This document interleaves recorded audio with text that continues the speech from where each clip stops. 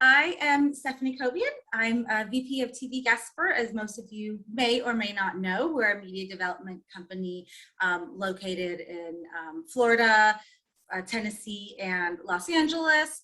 We help experts get on television, we publish books, and we do a lot of other things in between. You can visit us at TVGuestpert.com if you haven't seen our website yet. I want to go ahead and come to the man of the hour, Peter Alessandria. Everybody please welcome Peter. He is going to be covering taking our power back, the relationship between responsibility and power. He's going to share some of his various techniques that he was eventually able to shift his own self-image and break through into a more empowered way of living. We're really excited about that. And a little bit about Peter before he goes into it. He's a professional photographer and former entertainment attorney based in the New York City area. He recently, he actually has his first self-published book, Be Bigger Than You Think You Are, Overcoming Our Self-Imposed Limits to Have the Life We Want. And I believe he just republished that one, second edition. So congratulations, Peter, on that. And you can see his beautiful book title or book cover behind him. So everybody welcome Peter today. I will come back near the end for Q&As. So if anybody has any questions throughout, please either leave them in the chat or in the Q&A section, and we'll come back for a personal Q&A. So thank you, everybody, for joining. Peter, I relinquish it to you. Great. Thank you, Stephanie. Good afternoon, evening, morning, night, everybody, wherever you are in the world. I'm grateful to be here with you guys tonight. I'm going to talk about my book, Be Bigger Than You Think You Are, and I'm going to be sharing some of the concepts and some of the principles that I've used to make some changes in my own life. So the title of the book is Be Bigger Than You Think You Are, Overcoming Our Self-Imposed Limits to Have the Life We Want. As Stephanie said, I just published the second edition of this book. It's available on Amazon, available on my website, bebiggertoday.com, and elsewhere as both a paperback, ebook, and an author-read audiobook. So I just want to start off by saying a big thank you to the folks at TVGuestpert, Jackie, Stephanie, Laura, and Suzette. Thank you guys so much for the invitation today and for all the great stuff that you guys do. Really appreciate this opportunity to speak today. Our topic, taking our power back, the relationship between responsibility and power. We're going to have time for questions at the end, so you can use the chat if you want, but I generally respond to questions after the presentation. We'll have probably about 20 minutes or so for Q&A at the end. And I just want to start off by saying that I believe most of us are a lot more lovable and capable than we know. A little bit about me. I grew up in the New York City area. I went to law school and business school in upstate New York in Buffalo. After graduating from law school, I bought a one-way plane ticket for Los Angeles, and I pursued my goal of becoming an entertainment attorney. I eventually got a job with a couple of production companies where I learned the production process as well as being their legal counsel, negotiating production deals, distribution deals, and all of that. One of the great perks of being an entertainment attorney for a production company was I got to go on the movie sets while they were making the productions. And that was the coolest thing ever for me because I didn't really know anything about film or TV production. And it was from working in that industry that I actually eventually caught the creative bug myself. This was in the late 1990s. The Sundance Film Festival was coming up. There's a lot of independent film production, TV production happening, and I actually became an independent filmmaker. I wrote, produced, and directed 6 short films. That was my hobby, and I kept my day job as an attorney, but that was my introduction into the creative process. And eventually from that, I went on to still photography. In the early 2000s, I fell in love with photography. In 2008, some of you guys may remember the global financial crisis, and I actually ended up losing my law practice in the financial crisis. I tried for about 6 months to resurrect my business. Nothing seemed to work, and eventually I came to a crossroads, and that crossroads was, what was I going to do with the rest of my life? I decided, for me personally, I decided to turn this into an opportunity, and I took a chance, and I decided I was going to pursue photography and filmmaking full-time. And so I basically left the law behind at that point, moved back to the East Coast to be closer to my family, and I launched into a photography business. I'll talk more about that in a second, but if you guys are curious, you can see my fine art photography on my website, peteralessandriaphotography.com.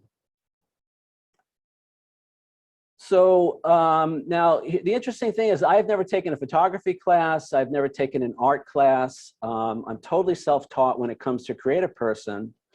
And in the last 7 or 8 years, I've won more than 70 photography awards. My work has been published online and in newspapers and magazines around the world. I have 2 published photography books. I have sold prints to collectors as far away as Australia. I'm an official photographer for Fireworks by Grucci. Fireworks by Grucci is one of the largest fireworks performance companies in the world. And I've actually traveled the world photographing their performances. I've been to Dubai twice. I've been to the Maldives and various locations around the US. And interestingly, I also have a line of New York City souvenirs. So I like to refer to myself as the New York City refrigerator magnate. I have a whole collection of my original New York City photos on souvenirs. There's actually a whole story behind that. And if you get the book, you'll see I tell that story in chapter 7. Now, I'm not telling you all this stuff to brag or boast. What if I told you before 2012, I never won an award for anything in my life? I was terrified to post my photos on Facebook, and I didn't even have an Instagram account. The idea that someone would want to buy one of my photos back in 2012 never even entered my mind. I couldn't imagine being an official photographer for anything. And I was, in general, shackled with fear, doubt, and self-loathing when it came to being a creative person. So what happened was when I made that transition from lawyer to photographer, basically for the first 3 years, not much was happening. And at first I thought it was the economy because the economy was still kind of rough. And then I thought, well, maybe it's not the economy. Maybe it's the fact that I don't have a formal education in art or photography. And I thought, well, maybe that's not it. And maybe it's because of all the competition from all the other photographers. That must be the problem. At one point, I was even convinced it was because I didn't have the latest and greatest camera equipment. But what it turned out was the problem was not out there. The problem was in here. I had a very negative self-image when it came to being a creative person. And it was the fear of criticism, the fear of rejection, the fear of putting myself out there in that capacity that was keeping me stuck. It was keeping my life very small and safe, but not a lot was happening. So it was around this point that I realized, it was again in 2012 or so, I realized, I need to change who I am if I want things to change. And so I began to look at this question, and which I feel is the most important question we can ask ourselves. And that question is, who do you think you are? Who do I think I am? How do I see myself? What thoughts, beliefs, and perceptions do I hold about me?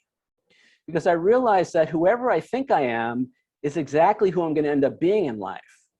It turns out it's impossible to act in a way that's inconsistent with our predominant thoughts and beliefs about ourselves.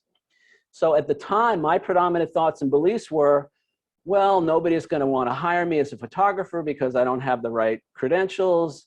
Nobody's going to like my photos. I'm going to be rejected. People are going to criticize me, and I'm going to feel bad. And I just had this whole litany of negative thoughts and beliefs about myself. And I realized that's what I needed to change. So at that point, I had been studying things like personal development, spirituality, 12-step programs, and I had some awareness about, what was driving me, what were the factors that were leading to the choices and decisions I was making and all of that. And I realized I needed to start to apply some of that to undoing these limiting thoughts and beliefs that I had about myself.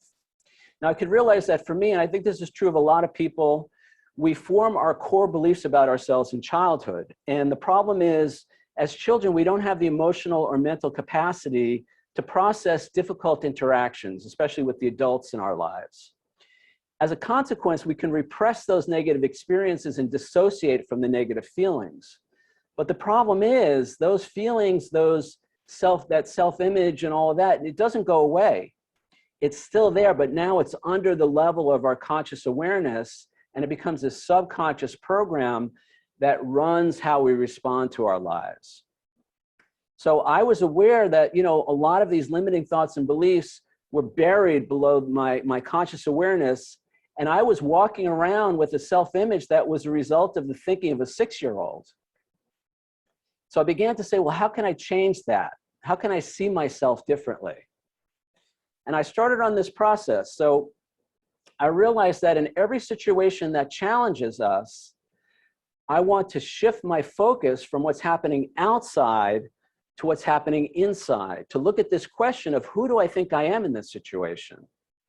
Because I always say when I do my workshops, when I do my lectures and all of that, the situation is never the problem.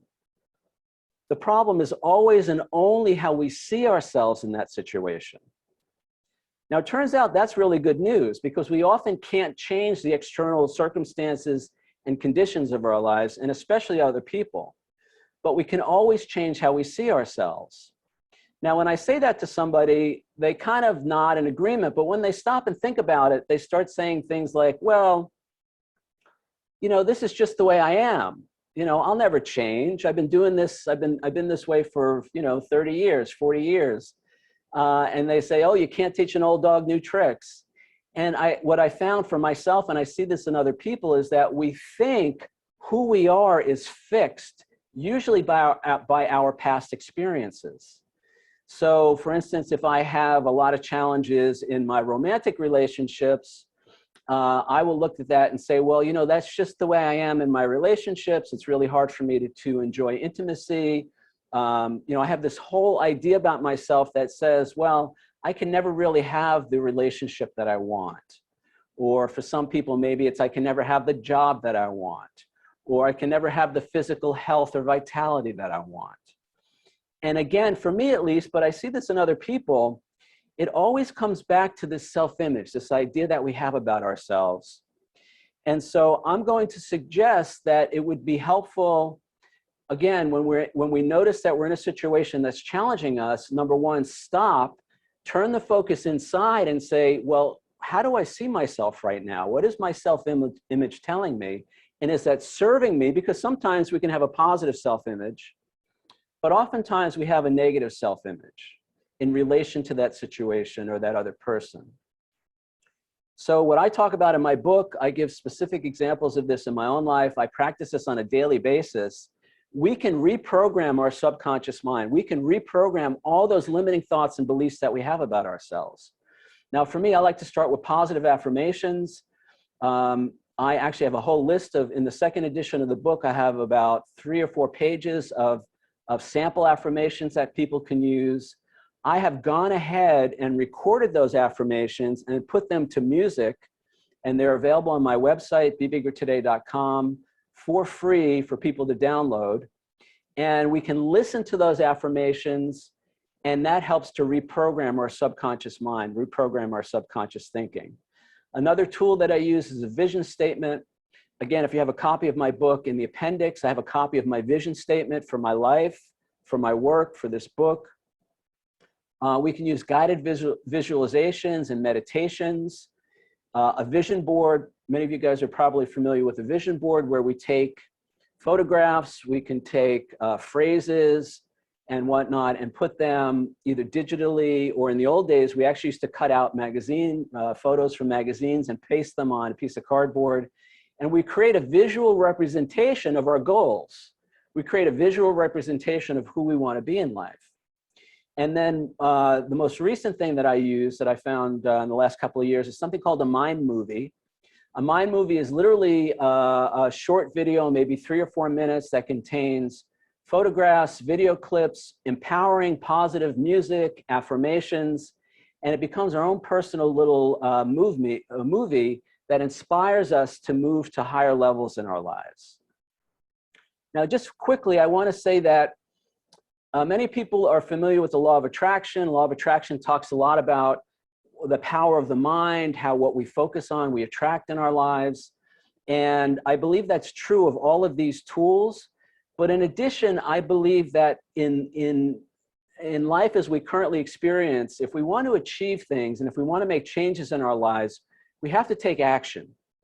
it really is not just, for me at least, not enough to just sit around and think about positive affirmations about how I want my life to be. I actually have to go out and do things. I have to take action. And what I want to say is that all 5 of these tools, and there are more than just, there are other tools out there, what they do is they change our emotional state. And when we change our emotional state from negative to positive, that positive emotional state empowers positive actions. And those positive actions then bring us positive results. So we're not just talking about sitting around meditating, which is actually quite good to do, but then expecting things to just magically appear in our lives. We actually do have to go out there and take action. Now, part of taking action is this idea of taking responsibility. Now, this has been a big, big part of me making the changes that I've made in my life. And so I'm going to talk about that now. So many of you have heard responsibility can be read as respondability, the ability to respond. Some common dictionary definitions: responsibility is the ability to make decisions, to be accountable for something, to be the primary cause of something, to take ownership of something. Now, why is this important? Well, there are 4 ways that we respond to life: through our thoughts, our feelings, our words, and our actions. Now, it turns out there's a very important relationship between these 4 things.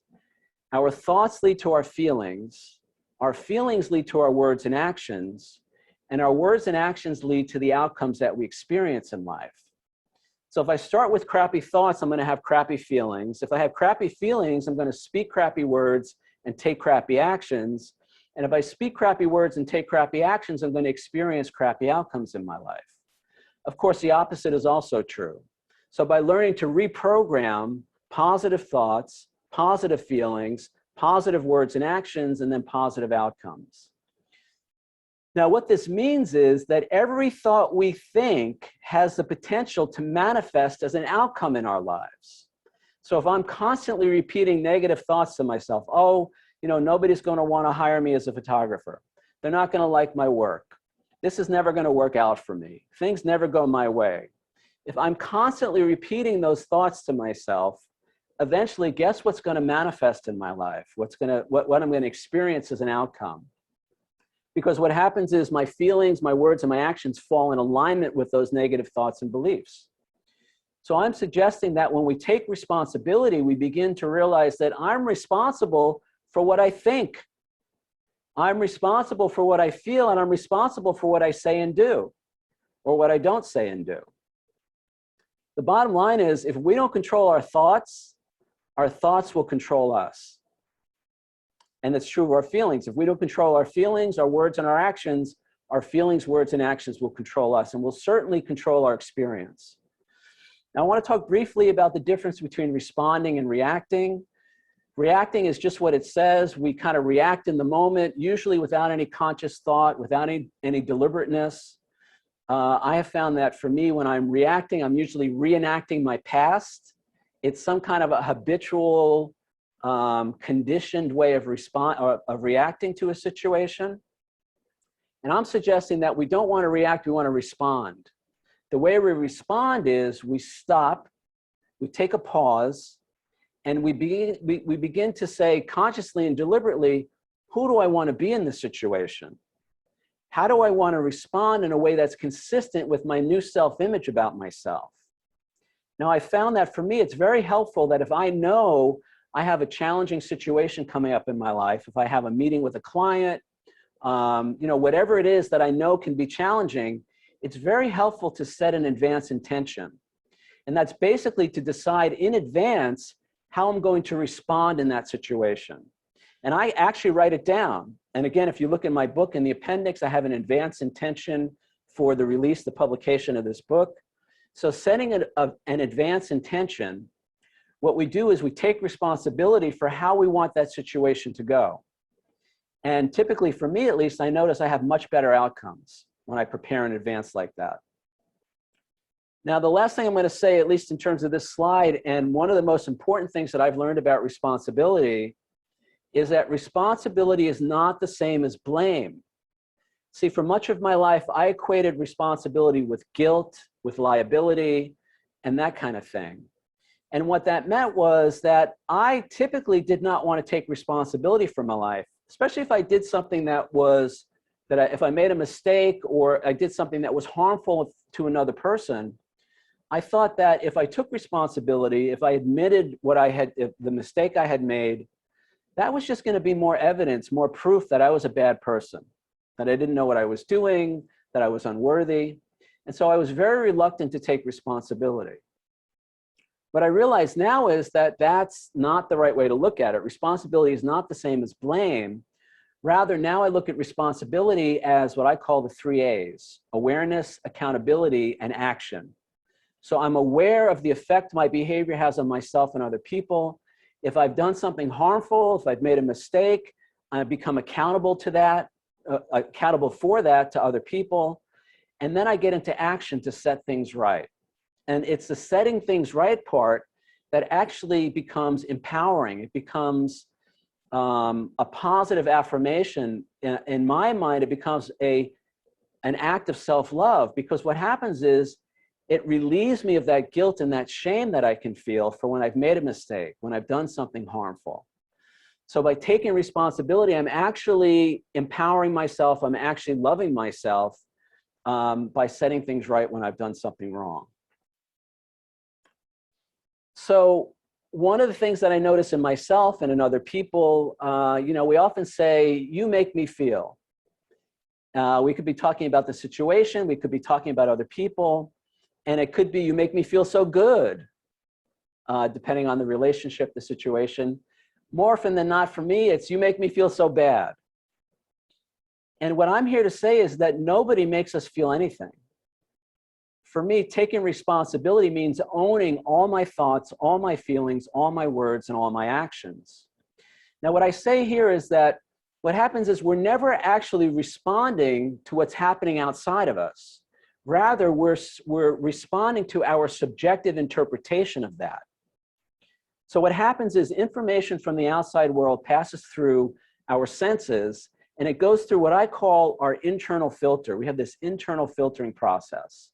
And that internal filter is based on who we think we are, usually based on our past experiences in similar situations.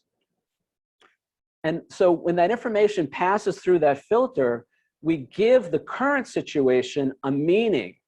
We say, this is what this means, and then we react based on that meaning. We're not actually reacting to what's happening outside of us. Rather, we're reacting to our subjective interpretation of what's happening. And so, for me at least, what this means is I have to let go of the notion that somebody else is making me feel the way I feel. That the situation is causing me to react the way that I react. Instead, for me, it's much more empowering to accept that what I think, what I feel, what I say, and what I do is a result of how I see myself in that situation, not what's going on around me. Now, the reason I know this is true is that I've had the experience now several times where I'm faced with the same people in the same situation, and in one time I have one reaction, and another time I have a completely different reaction. Same people, same situation, different reaction. What's changed? For me, I can see now the only thing that's changed is how I see myself. In the first situation, if I react negatively, it's because I see myself as not being able to handle that situation. I see that situation as painful or some negative consequence. In the second instance, when I react positively, for me at least, I can see now it's based on the fact that, wow, something has changed inside of me. I see myself as being able to handle that situation. I trust myself to take care of myself. I believe that I know how to respond in a way that will lead to a positive result. The bottom line is, guys, we can't continue to blame other people and/or the circumstances and conditions of our lives and expect anything to change. At least that's my truth. That's what's true for me. Now, I want to tie this all into my discussion, my concept of power. Most people confuse force, coercion, and manipulation with power. We think that power means having power over other people, getting other people to do what we want. I'm here to say that true power is not having power over other people, True power is having power over ourselves. Now, the way I define in chapter 3 of my book, the way I define true power is, it's the ability to consciously choose and or change our thoughts, feelings, words, and actions. Now remember, our thoughts lead to our feelings lead to our words and actions, and our words and actions lead to the outcomes that we experience in life. So when I consciously and deliberately choose and or change my thoughts, feelings, words, and actions, I'm basically taking responsibility for my life. I'm creating my life. So my definition, what this means is that we're powerless over other people. Other people are powerless over us, and our thoughts, feelings, words, and actions are the only 4 things we need power over to have the life that we want. So again, no one else makes me think, feel, say, or do anything. And the flip side of that is I don't have the power to make somebody else feel the way they feel. For much of my life, I battled with codependency, and one of the core issues of codependency for me was I felt responsible for everybody else's emotional well-being, their emotional state. Somehow I felt like I had the power to make them feel a certain way, and by extension, think or act a certain way as well. That's not true. I'm powerless over other people are powerless over me. Now, I will say that I am accountable to other people for my negative behavior. If I've done something harmful, I'm accountable, and other people are accountable to me for their inappropriate behavior, but they don't have the power to make me feel anything. Somebody can do something negative to me, and I can still react in a positive way. See, we're always responsible for how we respond to a situation. We're not responsible for somebody else's actions. We're not responsible for somebody else's feelings, but we're always responsible for how we respond to what they say or do. So when I don't take responsibility for my thoughts, feelings, words, and actions, I'm giving my power away. I'm basically saying, situation, you decide for me how I feel. You decide for me what I think, feel, say, and do. But that's giving my power away. To take our power back, we set boundaries, and I talk a lot about how we can use healthy boundaries to take care of ourselves and our relationships with other people, because other people can be abusive, other people can be neglectful, other people can act inappropriately. Just like when I tell the truth about it, I can see that in my relationships at times, I've been abusive, I've been neglectful, I've acted inappropriately. So healthy boundaries are the way that we take care of ourselves, as opposed to anger, retaliation, revenge. I talk a lot about that in chapter 6 and 7 in my book. We use healthy boundaries to take care of ourselves and to stay in control of our emotions. Now, I said earlier, who do you think you are is the most important question we can ask ourselves. The second most important question is, who do I want to be in this moment? And then what we do is we consciously and deliberately choose thoughts, feelings, words, and actions that reflect that. That's how we create our lives. We choose in this moment how we're going to respond to somebody else's inappropriate behavior. We choose how we're going to respond to somebody else's, negative comments or criticism. We don't just react to that based on our prior experiences, our prior programming. Taking our power back also means we stop blaming others for how we feel, but we also stop blaming ourselves for our feelings. A really big thing for me has been to stop making myself wrong for my imperfections, my shortcomings, and my mistakes. A big part of me being able to be bigger than I think I am, to win 70 awards for more than 70 awards for my photography, to have my work published around the world, all the things that I've accomplished, is to go from being my own worst enemy to my own best friend. Just being nicer to myself when things don't work out, being kind to myself, being compassionate and understanding to myself when I screw something up or make a mistake. I talk about in chapter 4, actually throughout the book, that it was my fear of self-recrimination. It was my fear of what I was going to do to myself if I failed at something. That's what kept me stuck. See, for most of my life, I thought it was other people's criticism that I had to be afraid of. What I realized once I got into this whole process and really began to look closely, it was I didn't have to worry about anybody else's opinion of me. It was my own opinion of myself that was the problem. It was that self-rejection, that self-recrimination that was creating all the fear, and fear equals resistance. And when I'm resisting life, I'm not putting myself out there. I'm not getting into action, which is what I talked about earlier. We have to get into action if we want to have the life that we want. One of the things that was very helpful for me was to have a plan or strategy. So an example of that is when I began submitting my photos for shows and exhibitions, I had a strategy, and that was if I got rejected from a show or an exhibition, I didn't beat myself up for it. I didn't lament the failure. I didn't, use that as evidence, a reason to quit. Instead, I automatically entered 2 more shows and exhibitions. It was almost like that was the catalyst for me to get into action and enter 2 more shows and exhibitions. And that strategy, that plan worked out really well for me. That's one of the reasons I've won more than 70 awards, because what I tell people, usually when I speak to photography groups, I tell people, I say, I've won all these awards and I've done all these great things. But then I say, for every one of those awards, there have been at least 5 failures, rejections, and disappointments. And when I say that, I can see, all of a sudden the smile goes off their face, because nobody wants to hear about failures, rejections, and disappointments. But welcome to life. For me, at least, I think it's really unusual that we succeed the first time out, perhaps even the 5th or 6th time out. So we need to have a way to keep going in the face of adversity. We need to have a plan, a strategy, so that when things don't work out, we don't give up. We may need to make adjustments in our plan. It could be that what we're doing is we're not moving in the right direction, but we don't want to give up. I had to learn too, this was so important for me, was to not take the rejection personally, to not take the quote unquote failures personally. Talk a lot about that in the book as well and in my workshops. The other thing I'll say is don't try to do this alone.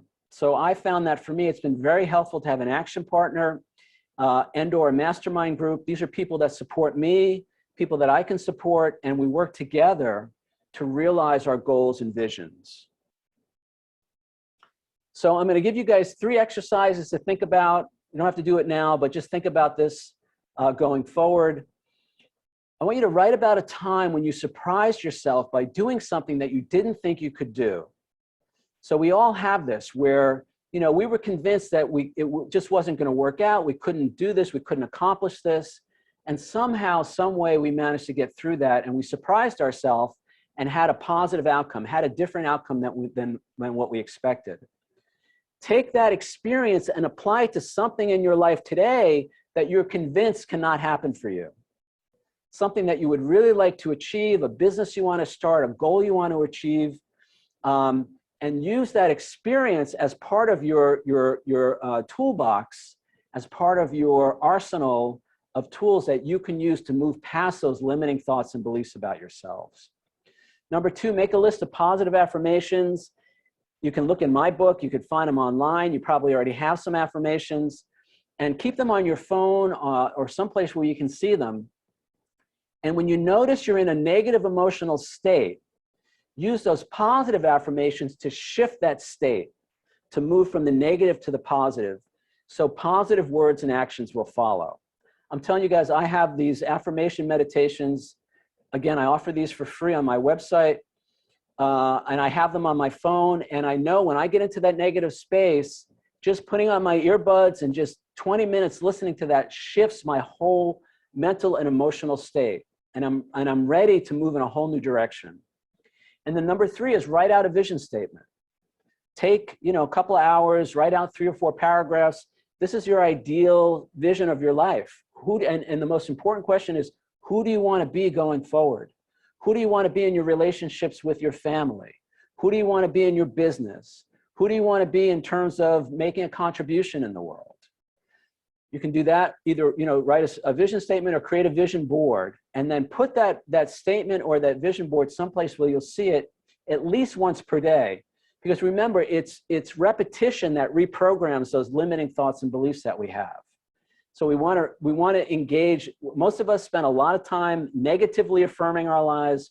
We want to begin to consciously and deliberately, positively affirm ourselves and reprogram all those negative thoughts and beliefs.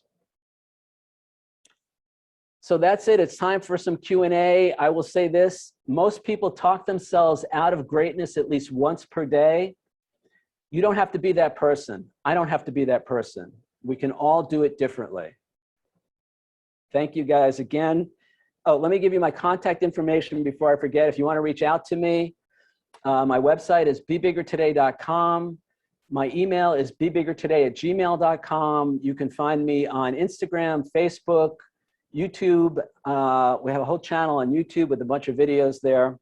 You can also get the book on Amazon or on my website. If you actually want an author-signed paperback, go to my website. Otherwise, go to Amazon.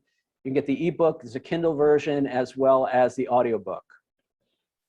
So now I'm ready to hear from you guys, see what your questions, comments might be. Thank you so much, Peter. I think that was so informative, and I have a whole notepad here of questions and things that came up to me while you were talking. So if anybody else has questions, though, we do have our Q&A open and the chat, so you can put it in either or. We did have a question come through, so I guess we can go ahead and start there. It is from one of the attendees. How does someone think they are bigger than they think they are if they are living with someone negative and constantly speaking about people being smaller than they think they are? It's not an option to no longer live or, yeah, it's like not necessarily just an option to no longer live or interact with this person. That's a great question when you're surrounded by someone who's negative and living as opposed to just a friend. I totally get that. Again, I have a whole section in the book on boundaries. And the very short answer is I've had this experience, people being critical of me in my life. I've had to learn how to use what I call mental and emotional boundaries so that I don't let in the negative information. I don't let in the negative energy, the negative attitude. One of the things that I found for me was that when I began to see the problem is not so much that somebody else is criticizing me. The problem is, and this is just for me, I don't know if this is true for anybody else, so take what you like and leave the rest on this. The problem is that I'm afraid what they're saying is true. That's what causes the emotional upset. That's what causes the stress. So when I began to look at this and say, wow, the only opinion of me that really matters is my own, I'm not so triggered anymore by when other people have negative, comments, a negative attitude and all of that. Now, again, easier said than done, especially if you're living in a living situation with somebody who's really negative. But maybe there's a gift in that experience for you. Maybe there's that, they say in 12-step programs, God never gives us more than we can handle. So perhaps this is a part of building our self-esteem, building our sense of self, building a healthy sense of self, because nobody can hurt me when I love myself. Nobody can hurt me when I have a positive self-image of myself. I don't have to take on somebody else's negativity when I have a healthy sense of self and I know how to use emotional, mental, verbal boundaries to take care of myself. I hope that's helpful. Yeah, I think that kind of leads into one of my questions too, is surrounded by the news right now. When we're bombarded by news and there's a lot of negativity there, people always say, well, turn the news off.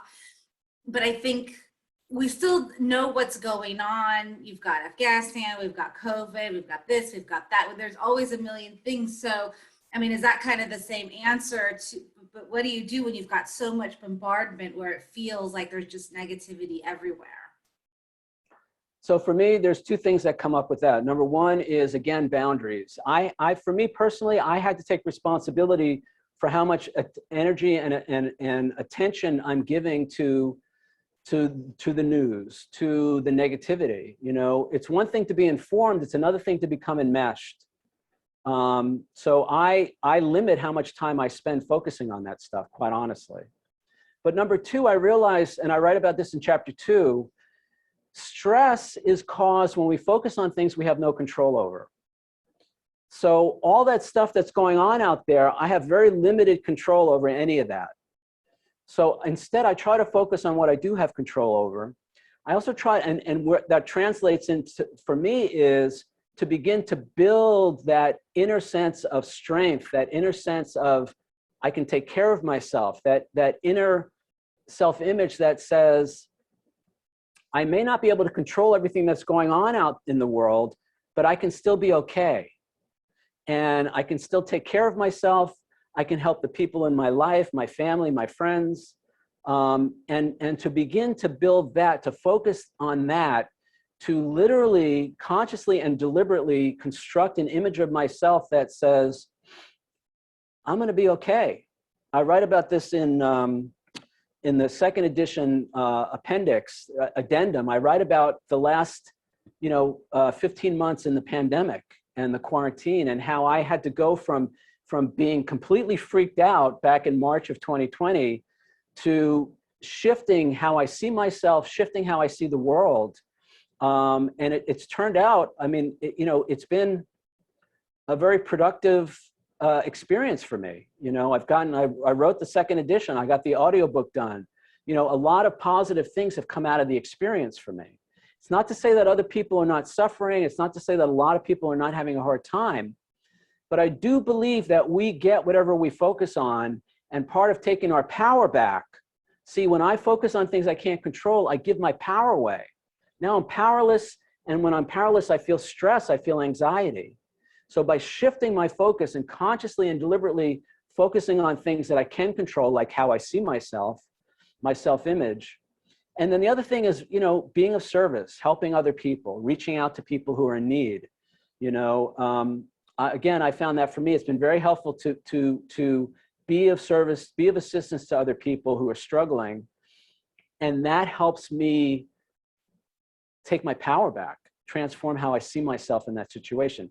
Situation is never the problem. The problem is always and only how I see myself. So one of the things that you said in the beginning was that you had never won an award until you started winning the photography awards, which is awesome.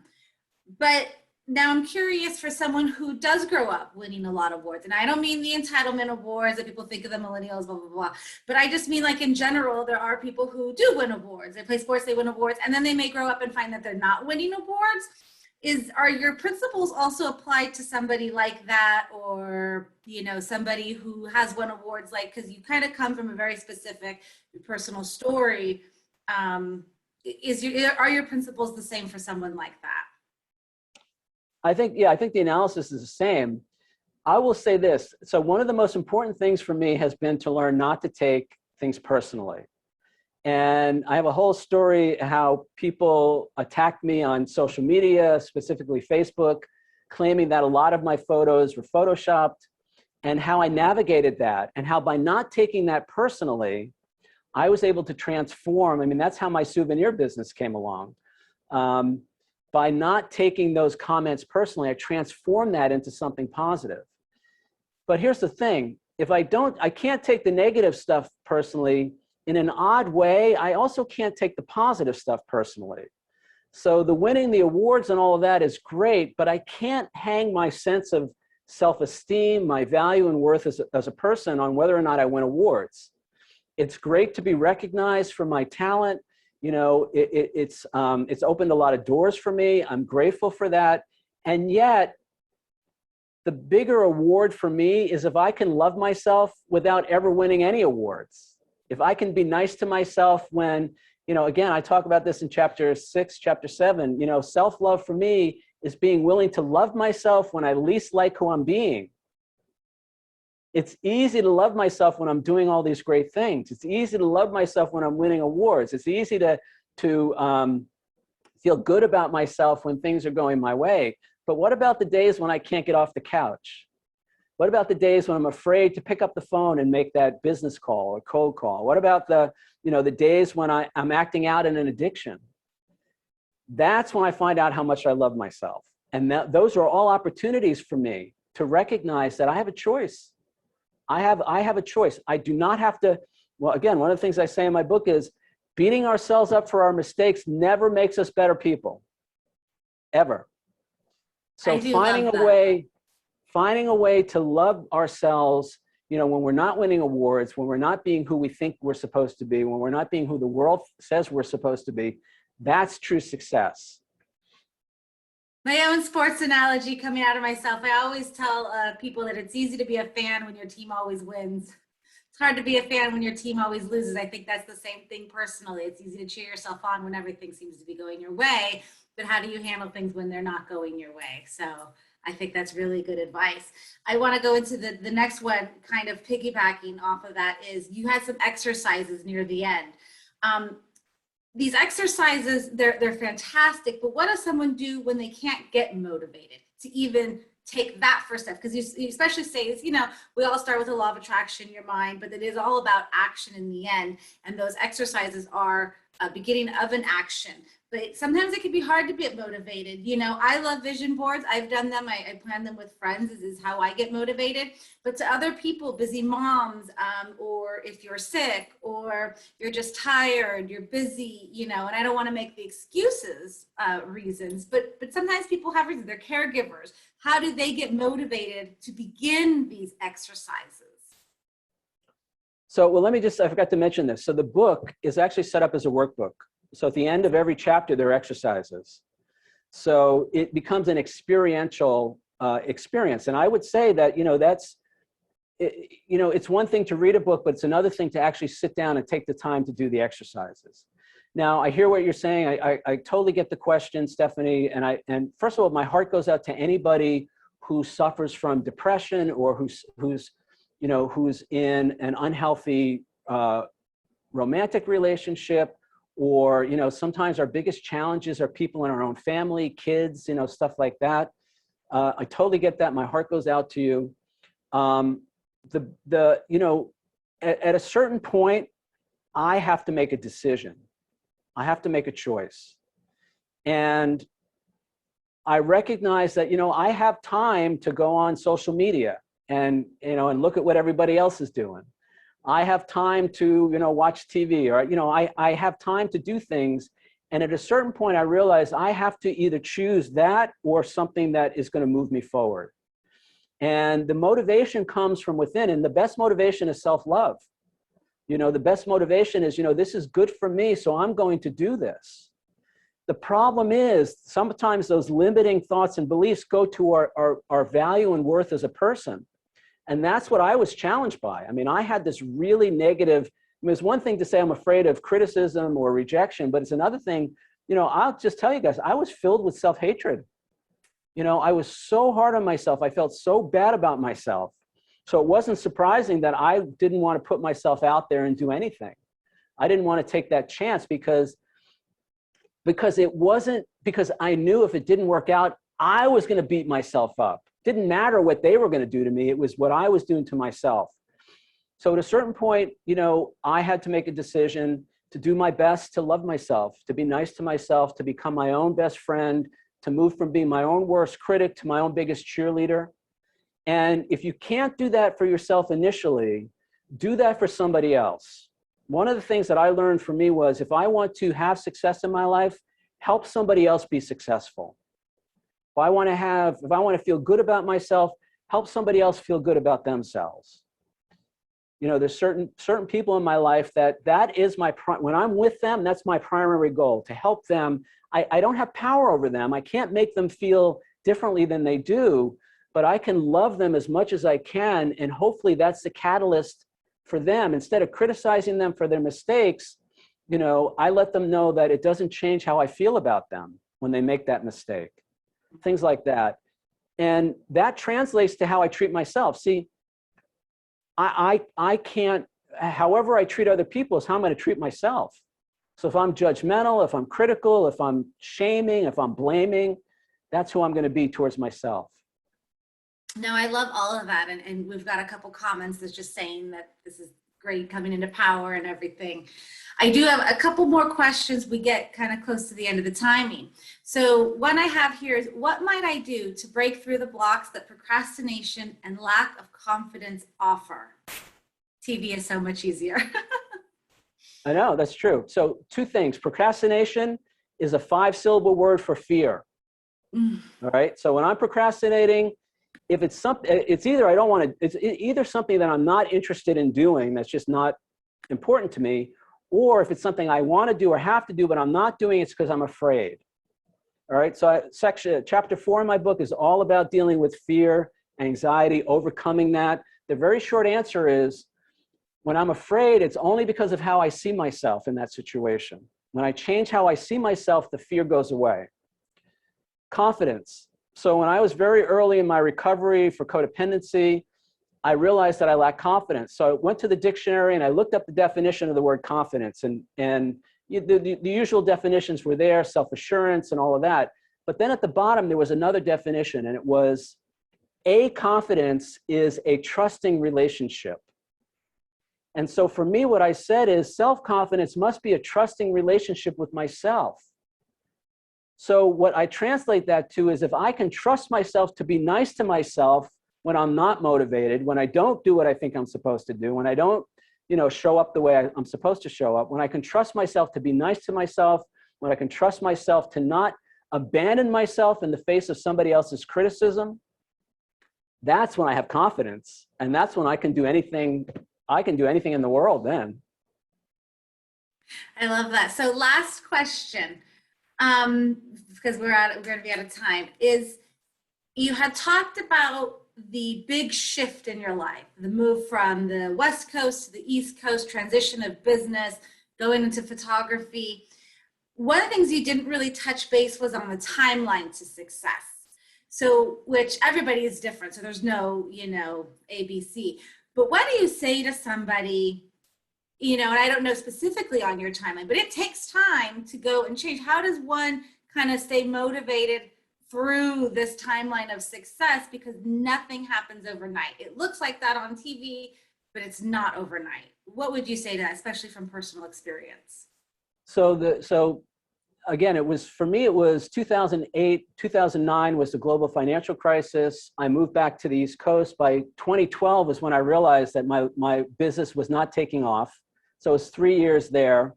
And then I got into action, and it was really within the first year that things started to change.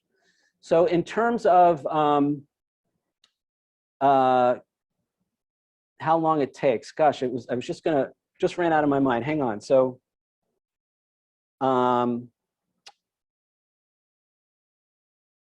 it just went out of my mind. The timing of it. So having an action partner, because here's the thing. There's going to be disappointments. There's going to be failures. The way I got my photos in the newspaper was I cold called the largest newspaper in New York City. And I said, I'm a local photographer. I want to send you some of I take these great photos of New York City. I want to send you some of these photos so you'll publish them in the paper. She's the photo editor. She took my call, which was amazing. And she said, fine. She gave me her email address. For 9 months, probably 3, 4, 5 times a month, I sent her photos. I never heard a word from her, nothing. So I said, gee, does that mean I'm not good enough? Does that mean do I take it personally? What does that mean? I said, no, until she says, stop sending me photos, I'm going to keep sending her photos. So almost a year later, the phone rings, and I didn't even I thought it was a spam call. It was her. She said, we love that photo you sent last week. We want to run it in the newspaper on Sunday.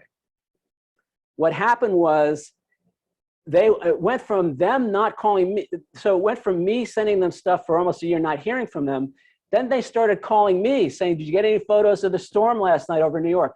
They published 11 of my photos over a 3-year period. My photos have been published around the world, and it's only because of that persistence. It's only because not taking it personally, not giving up. My business plan says it's a 4-point business plan. Number 1, never give up, because there's no guarantee of success in life, but there is one guarantee of failure, and that's if we give up. Number 2, don't take anything personally. Number 3, do at least one thing every day to move your business and your life forward. Number 4, forgive yourself when you don't do 1, 2, or 3. And number 4 is the most important point in the plan. I love that, Peter. That's a great wrap up to the whole thing, actually. I just want to say thank you so much for this wonderful presentation. I know I learned a lot. I went through about half of my questions. I got much more, but we'll wrap it up there. I want to thank everybody for coming today. This was a wonderful presentation. Peter Alessandria, please go look him up, go find his book, see what information you can find. And of course, TV Guestpert, you can find us at tvguestpert.com. Thank you so much, Peter.